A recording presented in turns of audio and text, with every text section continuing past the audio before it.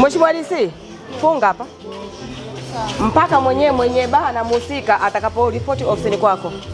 Sasa tutakapompata mmiliki watatuambia lini wanaboresha mazingira huko nyuma, wanachimba shimo husika kwa ajili ya kutiririshia hayo maji, au hayo maji wanayasogeza sasa, wanayatengenezea njia ya kwenda kwenye sehemu husika, ili sasa watu waweze kupata kuishi vizuri kwa huko nyuma, lakini na wao waweze kufanya vizuri biashara yao. Lakini hili ni angalizo, sababu pia hata ukipita kwenye huu uchochoro huu unaona jinsi ambavyo ulivyokuwa mchafu, na nakumbuka nilishaelekeza waheshimiwa wakuu wa wilaya usafi wa kila Jumamosi na kuhakikisha wafanyabiashara wote kwenye maeneo yao ya biashara yanakuwa masafi. Sio tu kufanya mji wetu uweze kupendeza, lakini pia ni afya. Utiririshaji wa maji machafu na vinyesi kutoka kwenye choo si usalama.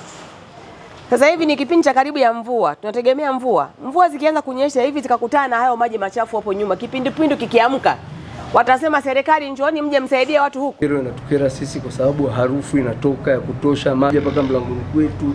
Kwa hiyo kero ni ya muda mrefu, na ofisi ya mtendaji imekuja hapa kuchukua hatua yoyote. Kwa hiyo sasa tumeamua kupiga simu ofisi ya mkuu wa mkoa ili waje waondoe hili tatizo. Kwa ukaguzi tuliona ni kweli uchafuzi umefanyika.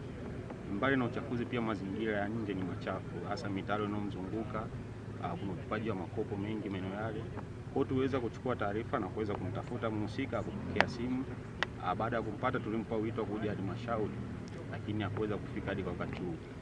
Kilichochukuliwa, tumeweza kuandika taarifa ambayo inahitajika kwenye ofisi ya mkuu wa mkoa kuhusiana na changamoto, lakini mbali na hivyo alikuwa shapewa maelekezo na mtendaji wa kata, mtendaji wa mtaa kuweza kufika. Mara nyingi wamemuita, na pia kuna ushahidi wa kuwa alishaweza kupewa faini mara kadhaa kutokana na changamoto, na kupewa maelekezo kuweza kurekebisha eneo, ila pia amekaidi.